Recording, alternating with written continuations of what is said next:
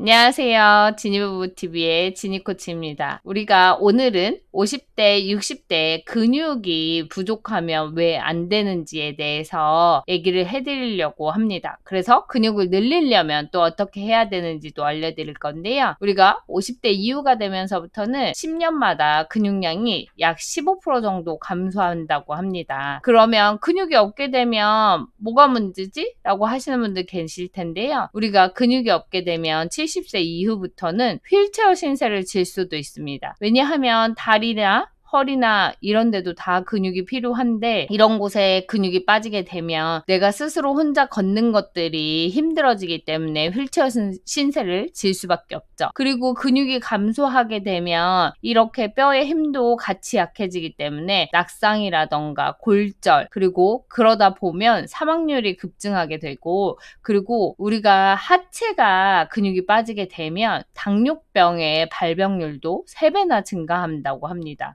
그뿐만 아니라 여러분들이 가장 무서워하시는 것 중에 하나가 바로 치매인데요. 이 또한 근육량이 부족하게 되면 치매 위험도 40% 이상 증가한다고 합니다. 그리고 내가 계단을 타는 것도 불편해지고 음식을 만드는 것도 불편해지고 화장실 가는 것조차 불편해지다 보면 일상생활이 불가능해질 수 있다는 거죠. 그래서 우리가 근육량만 잘 늘려도 혈당 조절도 잘 되고 면역력도 올라간다고 합니다. 게다가 뼈 건강 기능에도 개선을 할 수가 있고요. 내가 내 다리로 활기차게 걸어 다니면서 행복한 노년 생활을 맞이할 수 있습니다. 우리가 50대, 60대가 되고 나면 아이들 다 키워놨는데 그때부터 친구들이랑 놀러 다녀야지 라고 생각했는데 그때부터는 내가 기운이 없고 힘이 없어서 조금만 걸어도 다리가 아프고 내가 힘이 빠지고 그리고 당뇨 때문에 일반 음식을 먹는 것도 늘 걱정이고 하면 즐거운 라이프 스타일을 즐길 수가 없잖아요. 그렇기 때문에 근육량이 제대로 있어야지 내 노년도 즐겁게 즐길 수 있다는 거죠. 그러면 근육량을 늘리기 위해서는 어떻게 해야 하는지 알려드릴 건데요. 저희가 집에서 간단하게 할 수 있는 운동 중에 하나는 바로 스쿼트입니다. 내가 스쿼트가 제대로 되지 않는 분들은 싱크대라던가 아니면 소파를 활용해서 내 무릎이 튀어나가지 않게 잘 운동을 해서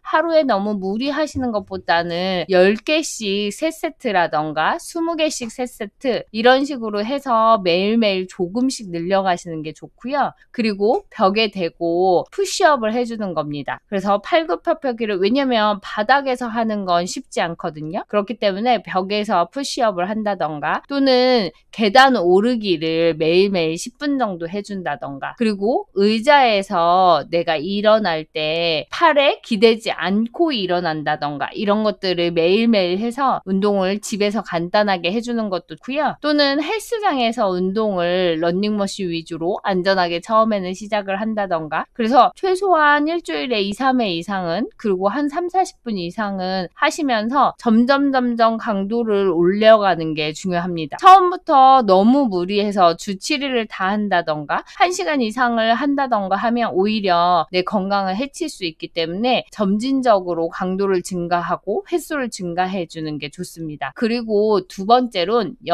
영양의 섭취 전략입니다. 저희가 단백질, 특히 한국인의 식단에는 단백질이 부족한 식단들이 워낙 많잖아요. 그렇기 때문에 내가 신경 써서 내 식단에 체중 1kg당 단백질이 약 1.2g에서 1.6g 정도의 단백질을 섭취하는 게 좋은데요. 그렇기 때문에 60kg의 성인이라면 하루에 최소한 72g에서 96g 정도의 단백질을 섭취하는 게 좋은데 내가 이걸 한 끼에 다 섭취하시는 것보다는 매 끼니마다 최소한 20g에서 30g 정도 분할 섭취를 해주시는 게 가장 좋습니다. 그래서 좋은 단백질로는 저는 개인적으로 허벌라이프 쉐이크로 단백질 섭취를 가장 많이 하고 있고요.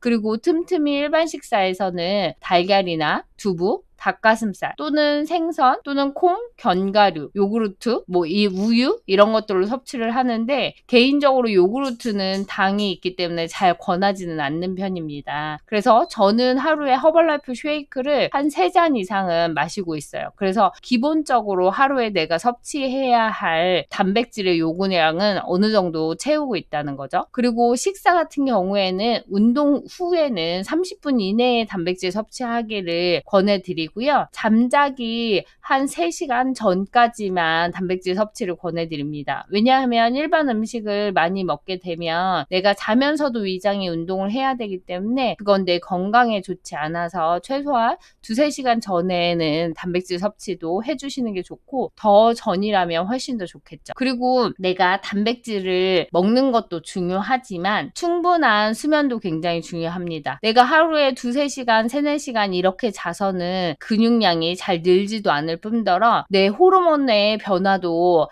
좋은 호르몬들이 잘 나오지 않기 때문에 충분한 수면이 그만큼 중요합니다. 그래서 최소한 6시간에서 8시간 정도는 양질의 수면을 지켜주시는 게 고요. 그리고 가장 중요한 건 스트레스 관리입니다. 여러분들 스트레스가 만병의 근원인 건 다들 아시죠? 그렇기 때문에 내가 스트레스를 해소할 수 있는 나만의 방법을 찾아서 해주는 게 가장 좋습니다. 그리고 저희가 가장 중요한 건 내가 이 영상을 보고 나서 오늘부터 당장 시작할 거야 라고 해서 바로 오늘부터 무리하게 하루에 2만 보씩 2시간씩 이렇게 하시는 거는 권하지 않고요. 점진적으로 조금씩 늘려가시는 거 권하고, 그리고 나는 지금 뭐 관절에 무리가 있어요 라고 하시는 분들은 전문의와 상담하셔서 하시는 게 가장 좋습니다. 예를 들어서 저처럼 허리 디스크가 있는 사람들은 계단을 오르거나 언덕을 오르거나 하는 것들은 오히려 더 척추에 무리가 갈 수 있거든요. 그렇기 때문에 평지를 걷는다던가 러닝머신을 한다던가 이런 것들을 해야 되기 때문에 관절에 무리가 있는 분들이라면 전문의와의 상담이